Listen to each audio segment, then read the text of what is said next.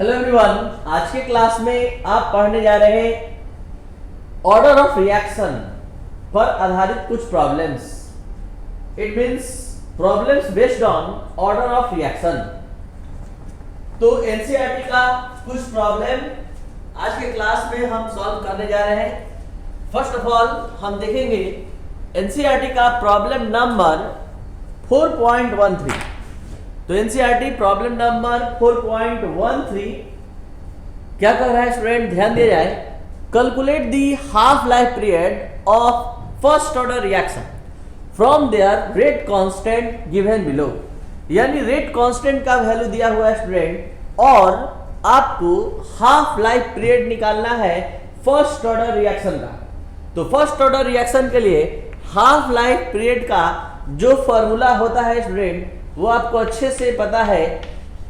T half equal 0.693 by K, यानी कि पूरा टी हाफ का वैल्यू फर्स्ट ऑर्डर रिएक्शन के लिए रेट कांस्टेंट पर डिपेंड करता है। और ये 3 प्रॉब्लम में रेट कांस्टेंट का ही वैल्यू दिया गया है। ये बात अलग है कि इसमें सेकंड में है तो आंसर सेकंड में आएगा, इसमें मिनट में है तो मिनट में आएगा, और ये ईयर में है तो ये ईयर में आएगा। चलते हैं इस क्वेश्चन का आंसर कंप्लीट करने। तो टी हाफ निकालना बहुत ही इजी है। फर्स्ट क्वेश्चन देखा जाए student, T half equal 0.693 by के, और के का वैल्यू आप देख रहे हैं डायरेक्ट रेट कांस्टेंट का वैल्यू दिया गया है। तो ये बहुत ही आसान क्वेश्चन है जो आप इजी वे में बना सकते हैं। तो यहाँ पर ये सेकंड में दिया गया है, सेकंड पावर माइनस 1 है तो आंसर भी सेकंड में ही आएगा। तो इसका आंसर कंप्लीट आएगा स्टूडेंट 3.46 इंटू 10 पावर माइनस 3। तो ये आपका इतना सेकंड हाफ लाइफ पीरियड का वैल्यू होगा। इसके बाद देखते हैं नेक्स्ट क्या है। सेकंड है 2 मिनट, इसमें रेट कांस्टेंट का वैल्यू 2 मिनट है तो ये हो जाएगा टी हाफ इक्वल 0.693 बाई 2। तो ये स्टूडेंट आंसर आ रहा है 0.346, ये मिनट में आंसर होगा इसका। और last question C, T half equal 0.693 by K, यानी यहाँ के का वैल्यू दिया गया है स्टूडेंट कितना, तो देख सकते हैं 4 ईयर। तो इस तरह से इसका आंसर जो होगा वो ईयर में होगा। और इसका आंसर आ रहा है स्टूडेंट 0.113 ये इसका आंसर आ रहा है 173 आ रहा है स्टूडेंट, ईयर में इसका आंसर होगा। आपको बता दें स्टूडेंट कि लगातार ये क्लास आपको एक बढ़िया कॉन्सेप्ट प्रोवाइड करने का प्रयास कर रहा है। ये ऑप्टिमम केमिस्ट्री क्लास का चैनल है स्टूडेंट, आप इसको जरूर लाइक और सब्सक्राइब कर दें। साथ ही साथ कुछ जो भी स्टूडेंट आप लोग के संपर्क में हैं उनको शेयर कर दीजिए ताकि ये भी आगे बढ़ता रहे और आप भी आगे बढ़ते रहे और हमारा कॉन्फिडेंस भी बढ़ता रहे। और एक केमिस्ट्री का मेरा चैनल भी आया है जिसका नाम है केमिस्ट्री का मतलब राजेश सर जी, ये प्ले स्टोर पर अवेलेबल है। ये राजेश सर केमिस्ट्री का मतलब राजेश सर ये ऐप का नाम है। ये आप प्ले स्टोर से डायरेक्ट डाउनलोड करके हर चैप्टर का फुल लेक्चर, फुल नोट्स और कंप्लीट असाइनमेंट हर कुछ देख सकते हैं। बाकी आप खुद इससे पढ़ कर देखिए, आपको पूरा फैसिलिटी दिया गया है क्लास लेक्चर के जैसा। यानी क्लास लेक्चर में आप क्लास पीरियड में क्लास में जितना वर्क करते हैं, आप ग्रुप डिस्कशन करते हैं, आप लाइव क्लास के रूप में यानी कि प्रेजेंट जब होते हैं क्लास में वैसे आप फीलिंग आएगा आपके लाइव डाउट क्लास में। तो हर चीज का सुविधा दिया गया है उसमें, आप उसमें क्लास करके देख सकते हैं। तो चलते हैं एनसीईआरटी के नेक्स्ट क्वेश्चन की ओर। आपको बता दें कि पिछले क्लास लेक्चर में हमने फर्स्ट ऑर्डर रिएक्शन और उसके हाफ लाइफ पीरियड का एक्सप्रेशन डिफाइन किया था। तो यहाँ अब हम उसका कुछ प्रॉब्लम बनाने जा रहे हैं। एनसीईआरटी का एक प्रॉब्लम हमने कंप्लीट किया 4.13 जो बहुत ही इजी था। अब चलते हैं एनसीईआरटी का नेक्स्ट प्रॉब्लम बनाने।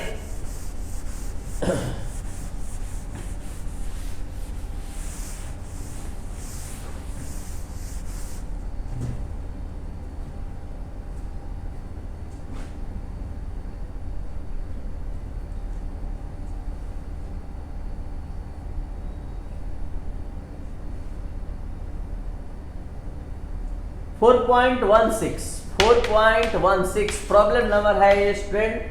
The rate constant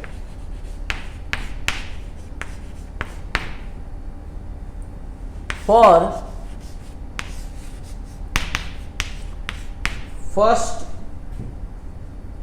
order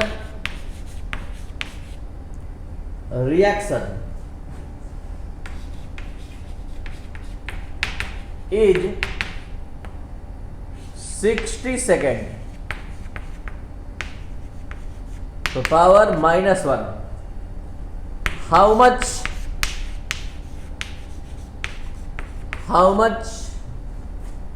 time will it take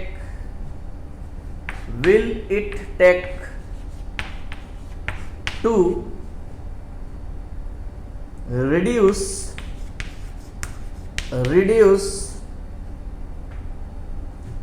the initial concentration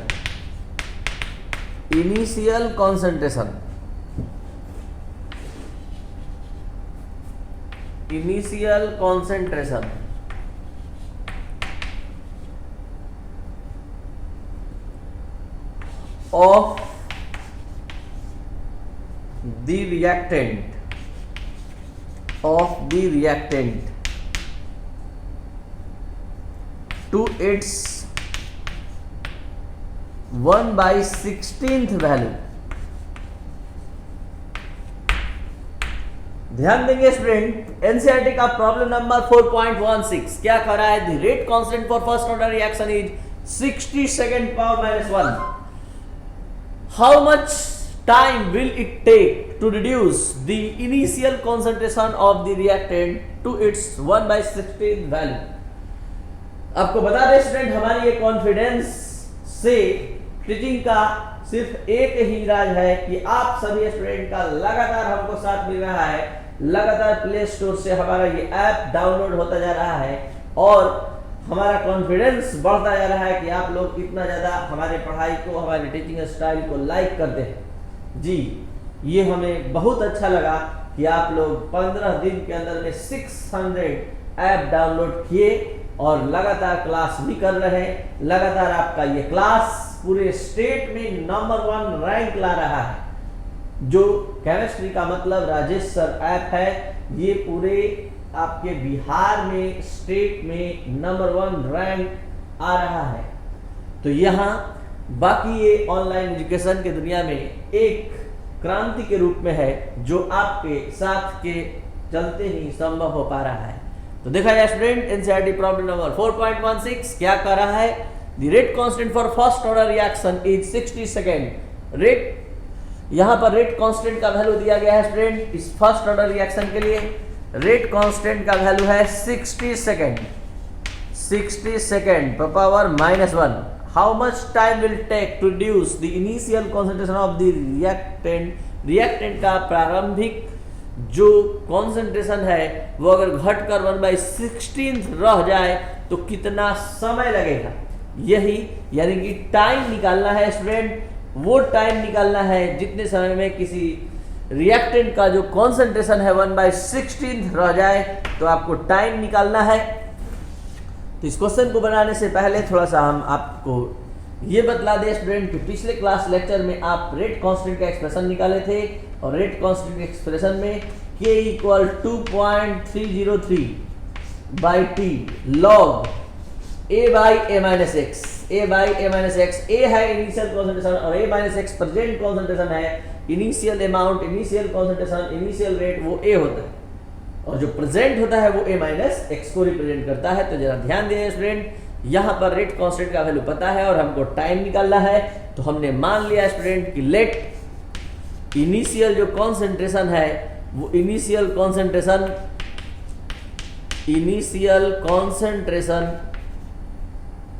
of reactant का इनिशियल कॉन्सेंट्रेशन A है। Then present concentration equal A-x। Sorry A का ये 1/16 वैल्यू शेष रह गया है स्टूडेंट, a/16 हो जाएगा। तो ये इनिशियल कॉन्सेंट्रेशन का 1/16 रह गया है। अब चलते इस क्वेश्चन को कंप्लीट सॉल्व करने। तो k इक्वल 2.303/t, तो यहां पर हमको t निकालना है स्टूडेंट, इसलिए t इक्वल लिख ले रहे हैं। और अब k log a/a-x, तो a-x की जगह ये प्रेजेंट कॉन्सेंट्रेशन। अब यहां पर स्टूडेंट ये k का जो वैल्यू है, k का वैल्यू रख दे रहे हैं 2.303 और यहाँ 16, ये log a कैंसिल हो जाएगा स्टूडेंट, log 16 को आप स्टूडेंट क्या लिख सकते हैं, log 16 को आप लिख सकते हैं log 2⁴, और 2⁴ एक फार्मूला जो आप log का जानते हैं स्टूडेंट, क्या जानते हैं, log m⁴n equal n log m होता है। तो यहां पर क्या हो जाएगा स्टूडेंट, 2.3034 log 2, ठीक है। और यहां log 2 का फाइनल वैल्यू अब रखेंगे, जो log टेबल से 20 के 0 में देखा गया है 0.3010/60। और ये पूरा सॉल्व करने पर स्टूडेंट, ये पूरा जब हम सॉल्व कर रहे हैं तो आ रहा है 0.046,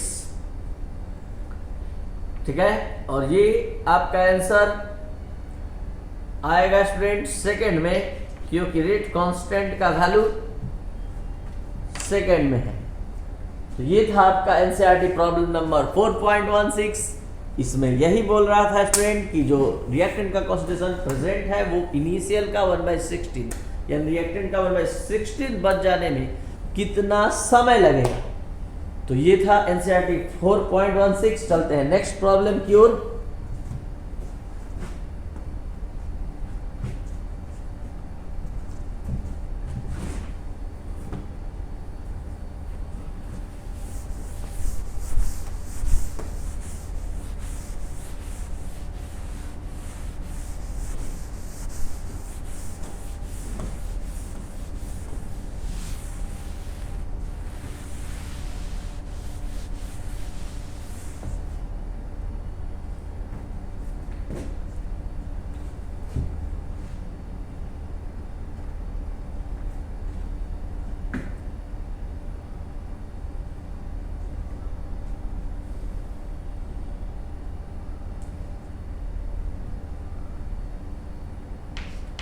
NCERT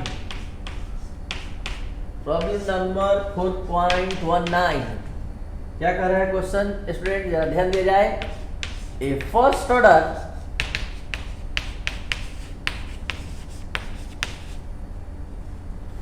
reaction, a first order reaction takes place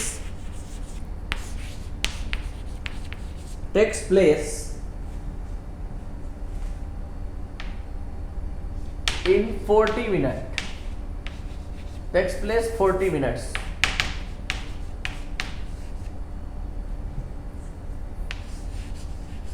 for 30% decomposition.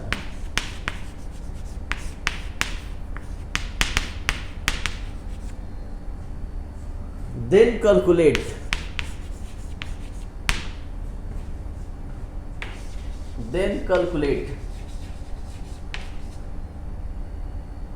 T half.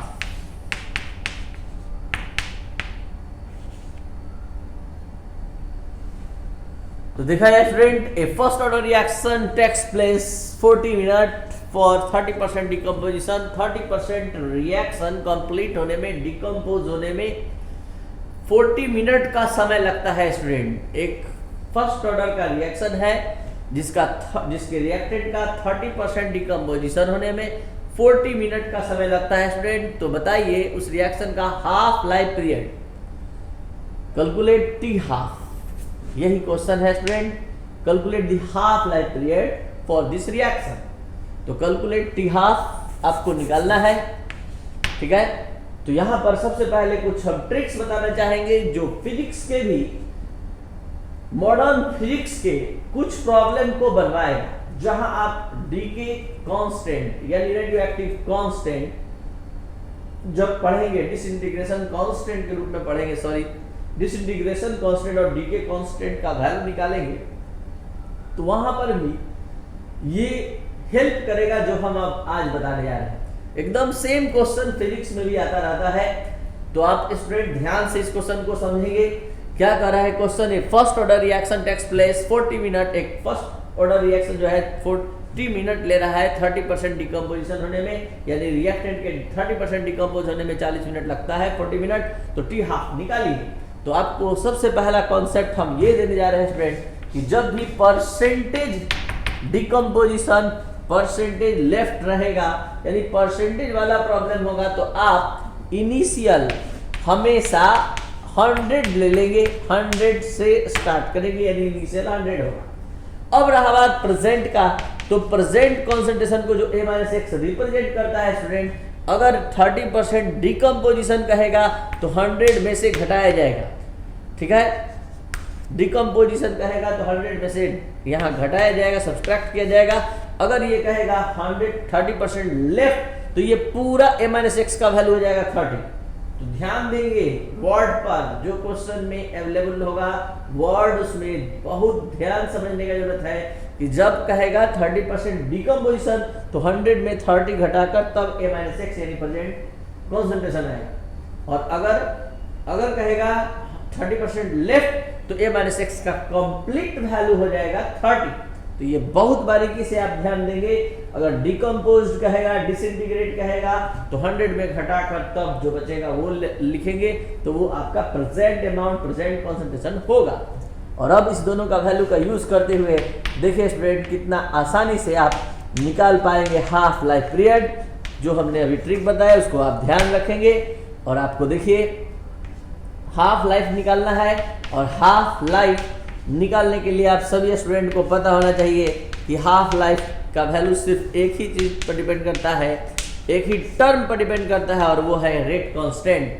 तो रेट कांस्टेंट पर डिपेंड करता है स्टूडेंट, इसलिए हमको रेट कांस्टेंट के निकालना होगा। और के इक्वल आप अच्छी तरह जानते हैं 2.303 by T log a by a-x, जहां a इक्वल 100 हम पुट अप करेंगे, 2.303 बाई टी के जगह 40 और लॉग, और यहाँ स्टूडेंट a, और यहाँ 100 बल्कि हो गया a के जगह प्रेजेंट, ये इनिशियल, और ये हो गया आपका कितना 70, और ये पूरा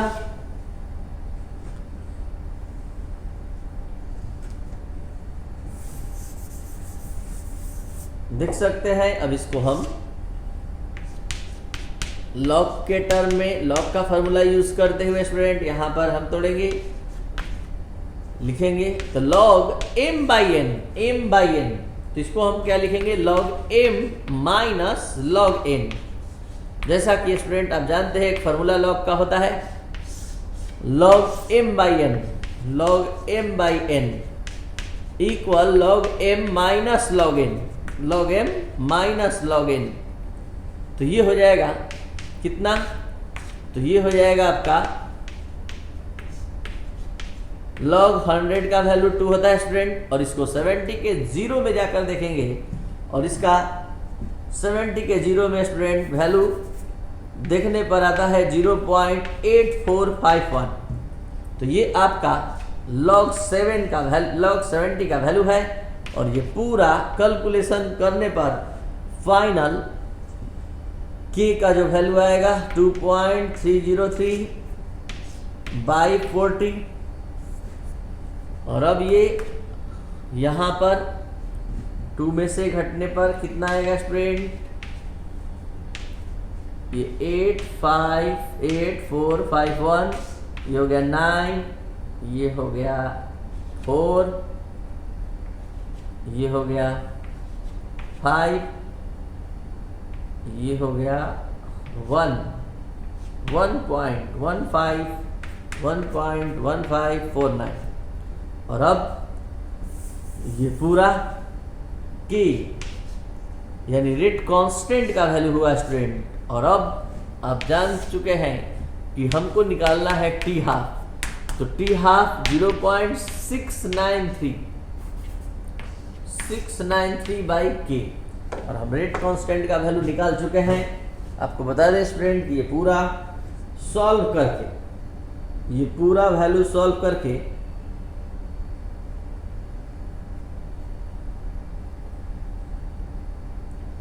आ रहा है 0.0089, ठीक है। और ये पूरा चल रहा था मिनट में, तो ये मिनट में आंसर होगा, मिनट पर पावर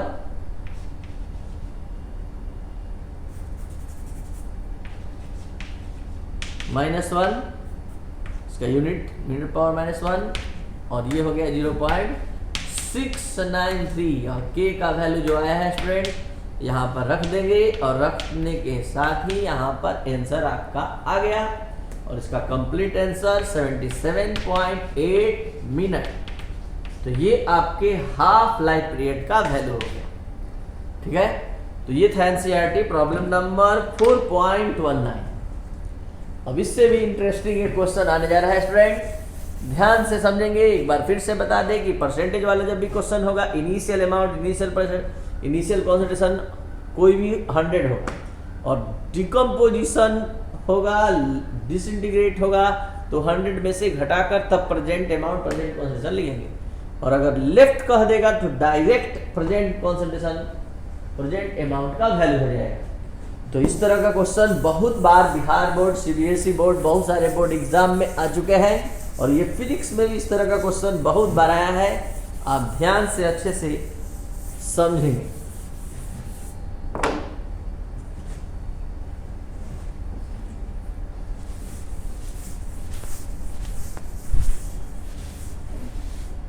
एक बहुत ही इंटरेस्टिंग प्रॉब्लम आप बनाने जा रहे हैं स्टूडेंट, ध्यान से समझेंगे। देखिए,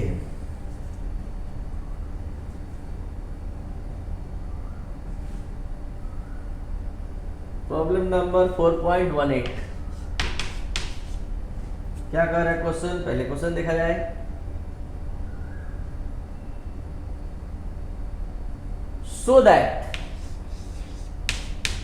so that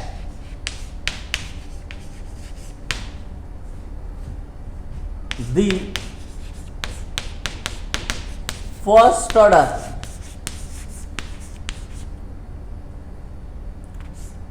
reaction, first order reaction, the time required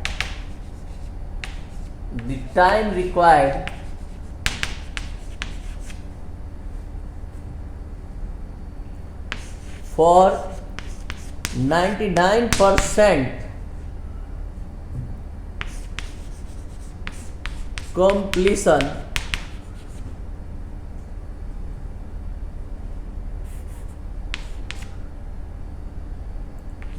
of a reaction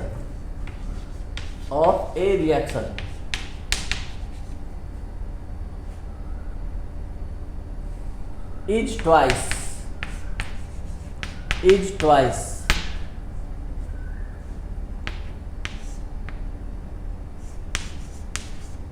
the time required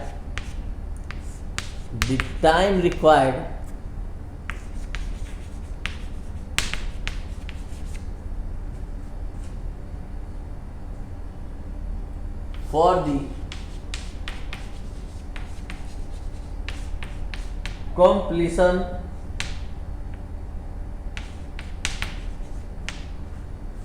of 90% of reaction